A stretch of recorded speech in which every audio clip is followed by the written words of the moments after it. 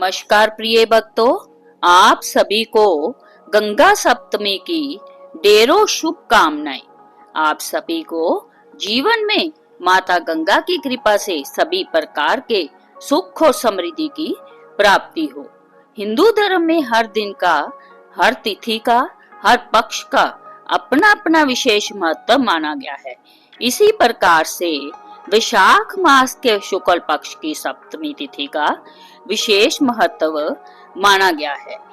धार्मिक मान्यता है कि गंगा नदी में केवल स्नान करने से लोगों के सारे पाप कट जाते हैं, साथ ही आरोग्यता का वरदान प्राप्त होता है। गंगा नदी में स्नान करने के शुभ दिनों में गंगा सप्तमी का दिन भी शामिल है। कहा जाता है कि इस शुभ दिन पर गंगा नदी में स्नान करने से सभी पाप हमेशा के लिए मिट जाते हैं। गंगा सप्तमी पर गंगा स्नान, दान पुण्य, पूजा पाठ करने से भक्तों को मोक्ष प्राप्ति का आशीर्वाद प्राप्त होता है। इस विशेष दिन पर माँ गंगा की पूरे मन से पूजा करना बेहद लाभदायक माना जाता है।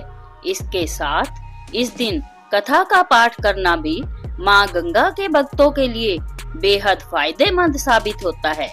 गंगा सप्तमी से जुड़ी कई पुरानी कथाएं हैं जो बताती हैं कि देवी गंगा ने जल रूपी नदी का रूप कैसे धारण किया, एक नदी के रूप में उनका जन्म कैसे हुआ। एक पौराणिक कथा के अनुसार एक बार ब्रह्मा जी ध्यान में लीन थे और तभी भगवान विष्णु वहां पहुंचे।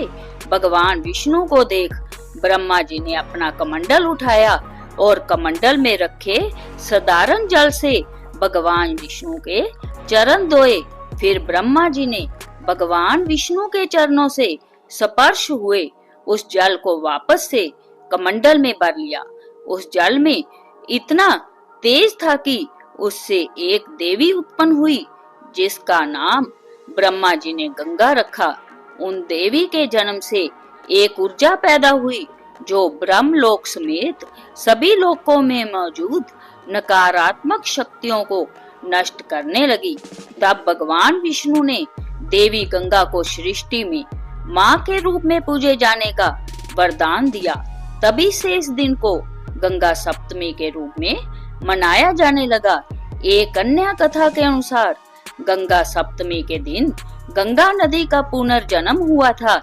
जब महर्षि जहनु तपस्या कर रहे थे तो गंगा नदी के बहने की कलकल की आवाज से उनका ध्यान भटक रहा था, जिससे क्रोधित होकर महर्षि जहनु पूरी गंगा नदी को पी गए।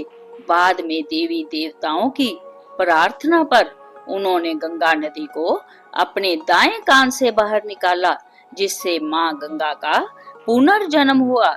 लेकिन तब से ही गंगा नदी को जाह्नवी नाम मिला। गंगा सप्तमी के दिन अज्ञानतावश हुए पापों से मुक्ति के लिए गंगा स्नान को विशेष महत्व दिया गया है।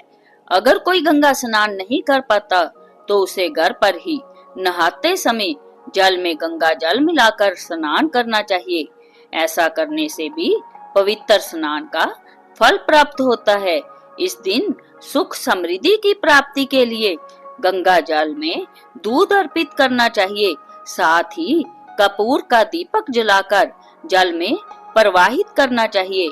इस दिन दान पुण्य को भी बहुत ही महत्वपूर्ण माना जाता है।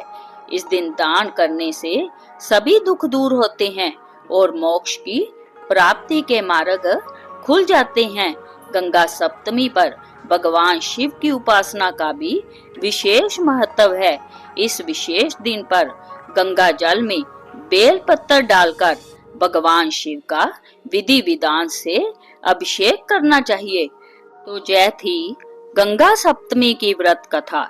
ऐसी ही धार्मिक कथाएं सुनने के लिए चैनल को सब्सक्राइब करना ना भूले और कमेंट बॉक्स में जय मां गंगे जरूर लिखें।